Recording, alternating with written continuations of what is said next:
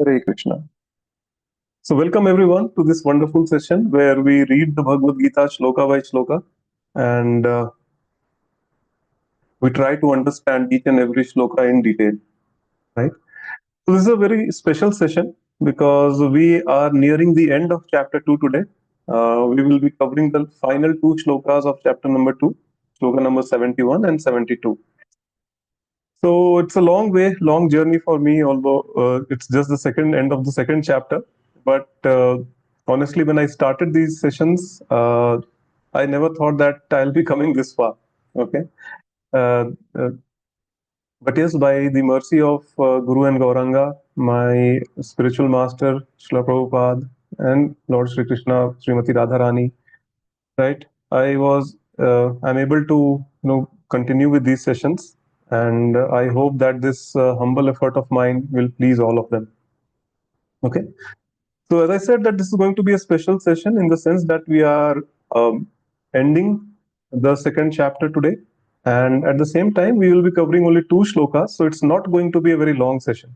Okay. So, without further delay, let's get started. Before starting with the shlokas, I would like to chant some pranam mantras to invoke auspiciousness. Excuse me. Those who know these pranam mantras can chant after me. Those who don't, just try to listen very intently because listening is also very, very purifying. ॐ अज्ञानतिमिरन्धस्य ज्ञानाञ्जनशलाकया चक्षुरुन्मिलितं येन तस्मै श्रीगुरुवे नमः। श्रीचैतन्यमनोभीष्टं स्थापितं येन भूतले स्वयं रूपः कदा मह्यं ददाति स्वपदान्तिकम्।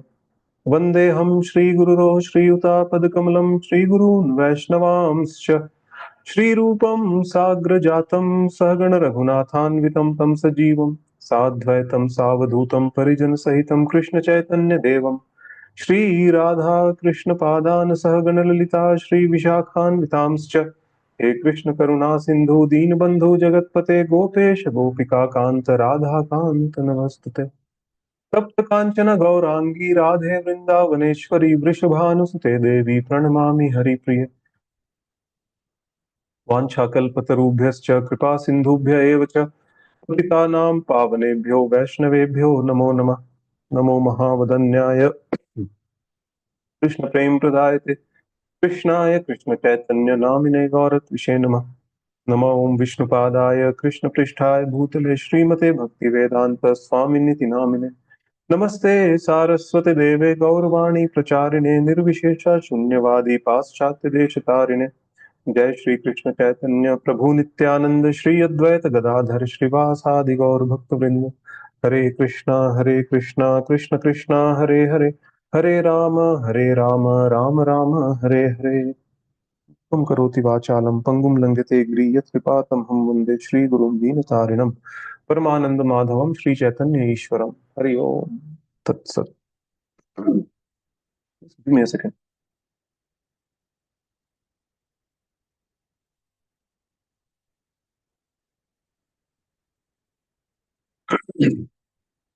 Okay. So we'll start with verse number 70.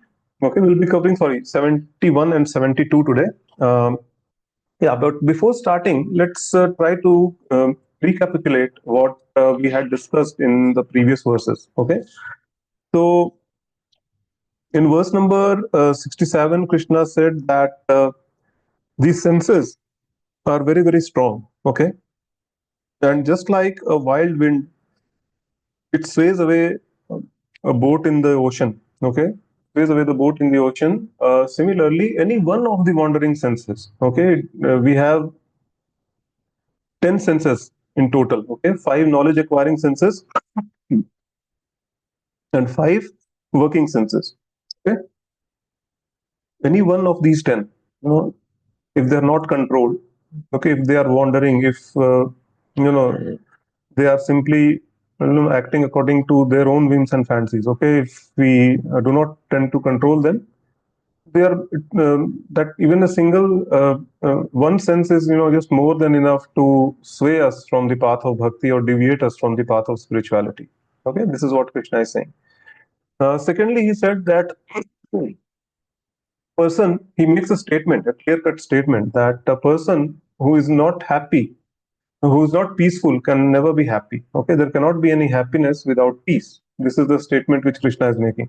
Okay, and then he gives us the qualities of a person, quality of a person who is peaceful. Like, what kind of a person can be actually peaceful? And in verse number 70, it tells us. I would like to read from the purport, from the translation, that a person who is not disturbed by the incessant flow of desires that enter like rivers into the ocean, is ever being filled but is always still, can alone achieve peace, and not the man who strives to satisfy such desires. Okay, this is what Krishna is saying in the verse number 70. Okay, that just like rivers flow into the ocean and they pour a lot of water in the ocean, but the ocean is undisturbed. It's always very peaceful. It never tries to crosses the boundaries. It never tries to cross its shore. So similarly, a person who is just like an ocean, that they just imbibe that incessant flow of desires and they are not disturbed by that flow. Okay, they don't run around trying to fulfill those desires. Such people can alone attain peace. So sorry, the cough is actually persistent. So yeah. So this is what we saw in the previous sessions. Okay. In today's session, we'll start with verse number 71, and we'll see what Srila Prabhupada is saying in the purport. We'll read the verse, we'll read the translation, and then we will try to analyze the purport. Okay. Let me share my screen. I hope it is visible to all of you. So the verse goes like this, verse number 71. Vihaya kaman yah sarvan pumanscharati nispriha nirmamo nirahankara sa shantim adhigacchati. Translation: a person who has given up all the desires for sense gratification, who lives free from desires, who has given up all the sense of proprietorship, and is devoid of false ego, he alone can attain peace. So again, Krishna is giving another quality of person who can attain peace. And by the way, in the previous sessions, we had seen the peace formula of the Bhagavad Gita also, right?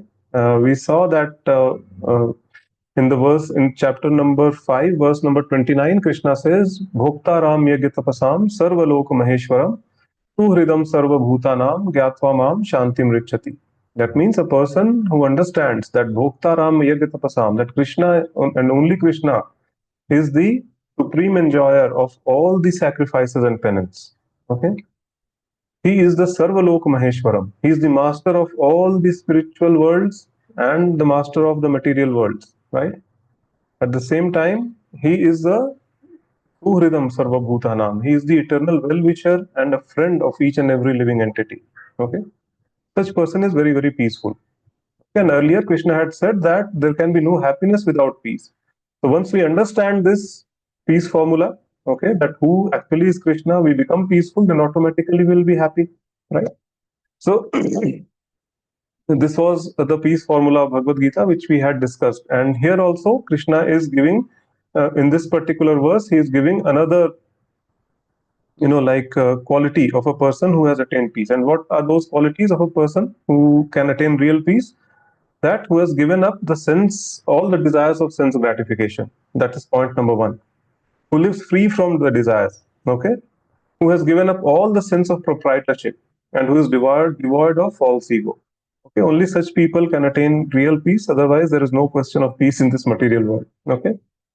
So now question arises that how can we give up all the desires? Okay. What is the meaning of this desirelessness? Okay. So the meaning of desirelessness is nothing but to become Krishna conscious. Okay. How I will try to explain. Say, once you understand, okay, that Krishna is the supreme enjoyer of all the uh, sacrifices and penance, he is the master of all the spiritual worlds, he is the master of all the material worlds, he is the eternal well-wisher and friend. What will happen after that? Okay, we will understand who Krishna is, and at the same time, we will also understand what is our constitutional position with respect to Krishna. Okay, and that constitutional position is nothing but we are eternal loving servants of Krishna. Okay, once we understand this, then automatically we will try our best to serve Krishna in order to make him happy. Okay, so automatically the desire for our sense gratification will take a back seat. Why? Because we will be completely focused on serving Krishna and making him happy, right? We will be trying to serve Krishna to please his senses, right? So that desirelessness will go away. Okay. And once we do not have any desires, right, that means we understand that everything belongs to Krishna, what will happen? Automatically, our sense of proprietorship will also go away. Okay. This is my house, this is my spouse, this is my kid, this is my car, and all sorts of things we tend to make our claim upon. Okay. So that claim will actually automatically go away. Why? Because we understand that everything belongs to Krishna.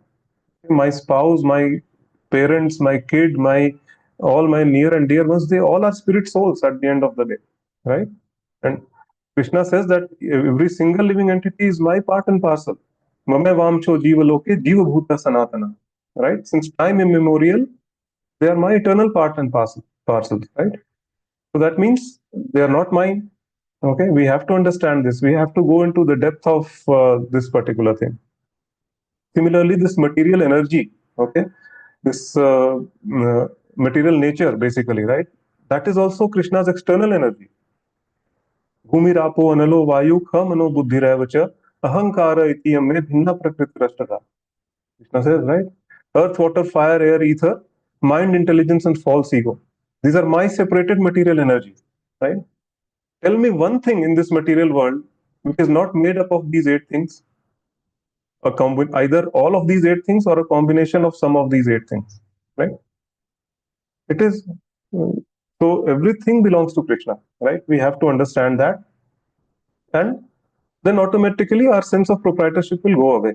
Right now, what is happening that we don't know that because we are not attached to Krishna so much. Okay, we don't understand who Krishna is. Therefore, we are falsely claiming everything and every people to be ours, basically. And people around us or our relatives to be ours, are the things which, this belongs to me, like that. Okay. Uh, I can try to explain this with the help of a very nice example. Okay. Say, for example, if I purchase a flat, okay, or maybe a luxurious villa or a bungalow, okay, at a far off place where I don't stay. I hardly visit that place, but just for investment sake, I have purchased that property. Okay, and because I'm not visiting that place that often, just to take care of that property, I have appointed one caretaker. Okay, and that person stays in that property. He or she takes a nice care of that property and ensures that it is always neat and clean, always very presentable. Okay, so that if ever I come and visit there, that place is ready for me to just move in, right? And but the problem is that because that caretaker is staying there day in and day out for several years and carrying out their day-to-day duties, from that particular place or that particular property only, they start believing over a period of time that this property belongs to them. What will you call such a person, right? A thief, maybe, or a cheat, or maybe a crazy person, right? Why? Because they are claiming something to be theirs, which is not actually theirs, which belongs to someone else, right? So similarly, we all are infected by this same disease, basically, right? Everything belongs to Krishna, but we claim our proprietorship over things and people around us. So we have to understand that this is the false sense of proprietorship. Otherwise, we will also be called as cheat. We will be also called as thief, and we will be also called as mad people or crazy people, right? Because we are falsely claiming these things. Okay, so we have to understand that our proprietorship is not real. It's a false sense of proprietorship.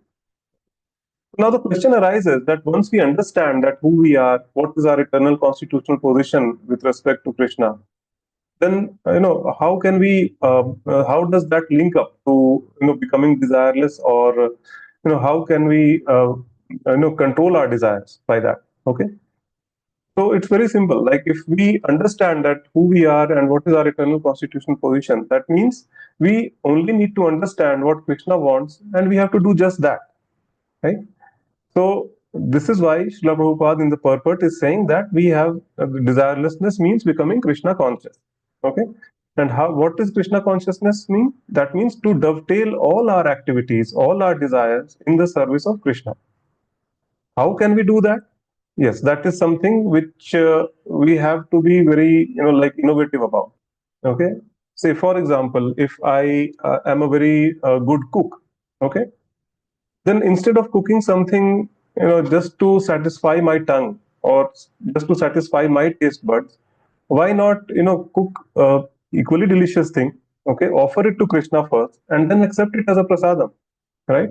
In that way, Krishna's senses are also satisfied, and my senses will also be satisfied, and most importantly, we will not be getting any karma for that particular activity. Similarly, if I'm a very good dancer, okay, then instead of dancing to some mundane Bollywood music, why not dance on the sweet and melodious kirtan of Krishna? Dance for Krishna, right? So in that way, again, Krishna's senses will be satisfied, my senses will be satisfied, and I'm not getting any karma for that. Correct? If I'm a very good singer, why not sing some nice Vaishnava bhajans for Krishna? Right? If we come to know that what these Vaishnava bhajans are, what if we try to understand the lyrics of these Vaishnava bhajans, your heart will be transformed. It will simply touch your heart, and you will be completely transformed as an individual, in a very positive way. And this has happened to me. I came in touch with one such Vaishnava bhajan 4 years back, 4 or 5 years back, right? Completely transformed me as a person, right? So this is how we can become desireless, or we can become devoid of any sense gratification. Okay, see, desires will always be there, our senses will always be active. Okay, we cannot forcibly control them or forcibly subdue them. That is not possible. Okay, but the only way to do that is to dovetail that in the service of Krishna. Only way to control our desires, or only way to we just need to direct them in the right direction, canalize them in the right direction. How? By utilizing them in the service of Krishna. See, Arjun never wanted to fight the battle of Kurukshetra, right? He didn't want to fight it for his own sense gratification, so that he can kill the Kauravas and he can defeat them, and he can enjoy the kingdom of Hastinapur. No, he, we have seen in the first chapter that he himself was actually reluctant to fight in the first place. He was saying, "Oh Krishna, how can I kill my own grandfather? How can I kill my own guru? How can I kill my own kinsmen, basically, friends, family, brothers, right? They were all standing against him in the battlefield, right? And he was not ready to fight. He said that I would rather go give up my arms and go in a forest and live a life of an ascetic, right? Life of a sage there, and I can what to say, sustain my life by begging in the nearby from the nearby villages. He was ready to give up his Kshatriya dharma for rather than fighting his own kinsmen on the battlefield of Kurukshetra. But just because Krishna asked him to do so, all his doubts were dispelled, all his delusions were dispelled, and then he took up the arms, and we know what happened after that. Yes.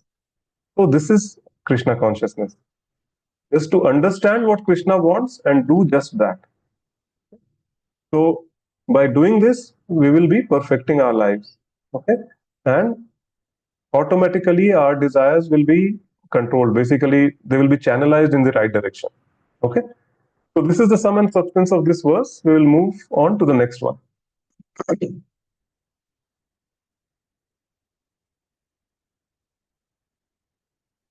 I'll share my screen again.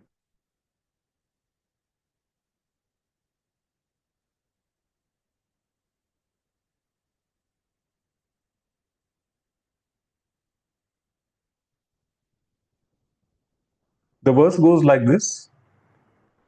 Pesha brahmi sthiti partha nainam prapya vimuhyati Sthitvāsyam antakālepi brahma nirvānam richati. Translation: that is the way of the spiritual and godly life, by attaining which a man is not bewildered. If one is thus situated, even at the hour of death, one can enter into the kingdom of God. Okay? So this is the secret which Krishna is sharing with us, that how can we attain him after death, after quitting this body. Okay? So that means first he says that there can be no happiness without peace. He says that a person, qualities of person, in the two verses he explains the qualities of person who can attain peace. Right? One is that one who is not disturbed by the incessant flow of desires, okay, and doesn't strive to satisfy them. That person is a candidate, is a good candidate for attaining peace. Secondly, we saw in the previous verse two or three characteristics which Krishna listed out. That was that one should have given up all the desires of sense gratification. One should be devoid of all the desires. One should give up the false sense of proprietorship. And finally, one should be devoid of false ego. Such people can attain peace. And in this verse, he's saying that a person who is at peace and who is situated at in a similar consciousness at the time of death, they can enter into the kingdom of God. Okay, they can attain me. Basically, what Krishna is trying to say here. Okay, so this is a big secret. Okay, in the 8th chapter of Bhagavad Gita, okay, Krishna reiterates this again. Very nice verse it is. It says, Antakale cha mameva smaran muktva kalevaram ya prayati samadbhavam yati naskyatra sanshayah. Which means that he who remembers me, O Partha, at the time of death, can attain my form, and of this there is no doubt. Okay, that means this is a secret what Krishna is telling, that okay, how to attain Krishna? Just remember him at the time of death. Okay, to remember him at the time of death, we have to be situated in a very peaceful and like equipoised mindset. Okay, without any desires, without any false ego, without any sense of proprietorship. Okay, this kind of mindset we should have. Then and only then we will be able to attain Krishna. So therefore, we always keep saying that Krishna consciousness is not the art of living; it is the art of dying, right? So the reason is that this material body, it has been given to us just to perfect this human life and break this cycle of life and death.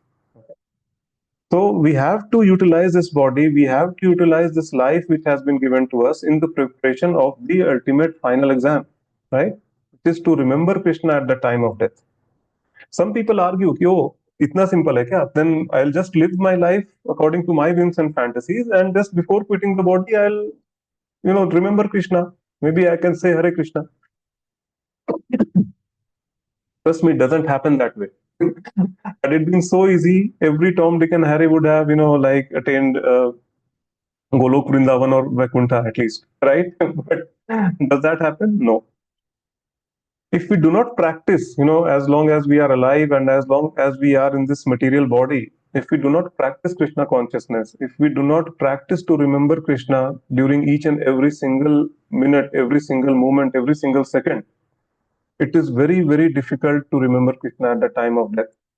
Okay, according to our Shastras, it is said that people who are too attached to this material body, or too attached to their relatives, too attached to the material things which are around, okay, for them, death is as painful as 70,000 scorpions biting at the same time.